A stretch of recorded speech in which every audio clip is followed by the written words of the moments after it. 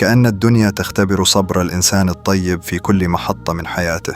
كم مرة وجد نفسه وسط معارك لا تخصه وأزمات لم يكن سببا فيها، لكنه صار جزءا منها فقط لأنه طيب القلب.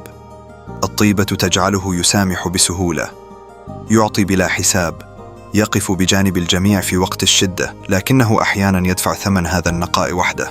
تبتليه الدنيا بما لا شأن له به، وكأنها تريد أن ترى إلى أي مدى يمكن لقلبه أن يتحمل.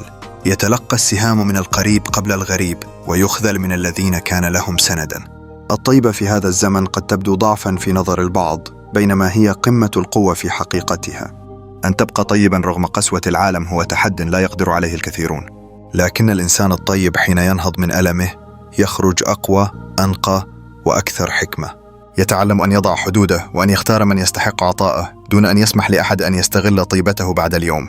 فالله لا يضيع أجر الطيبين، وإن ضاقت بهم الدنيا يوما فإن رحمة الله أوسع وأبقى.